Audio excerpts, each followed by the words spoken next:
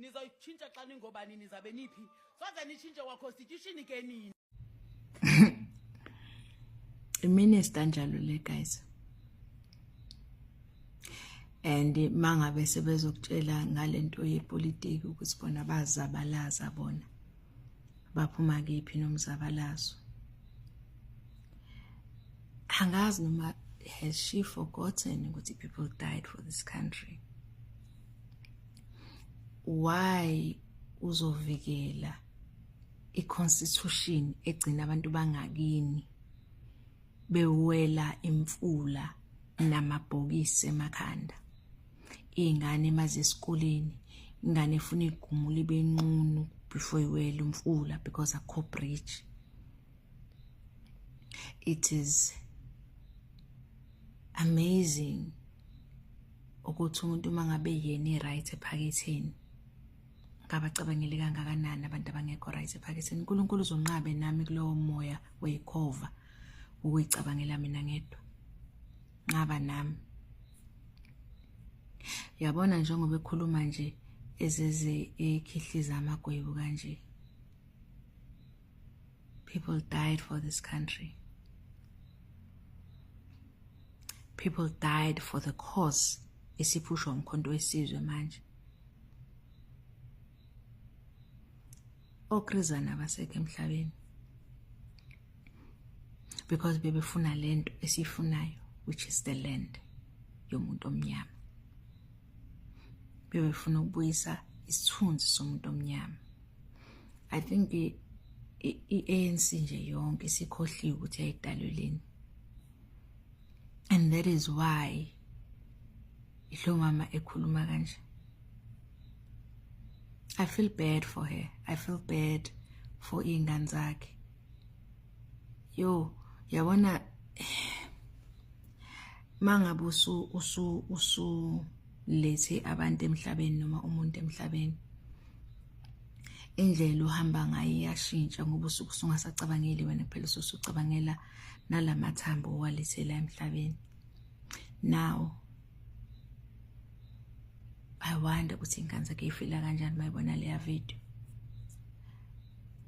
I wonder ukuthi uya understand yini ukuthi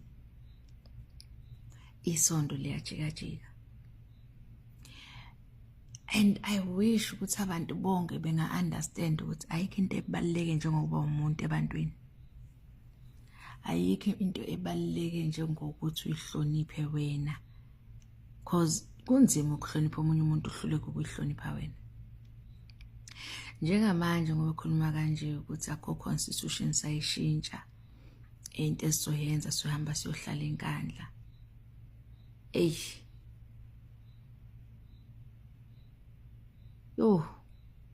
ipolitiki le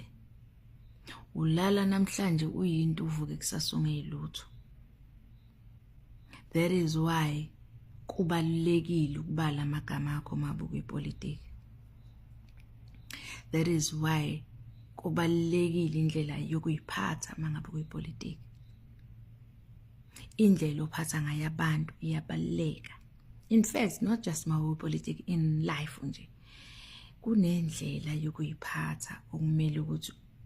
uyithathe uhambe nayo nezinyo kumele uyilahle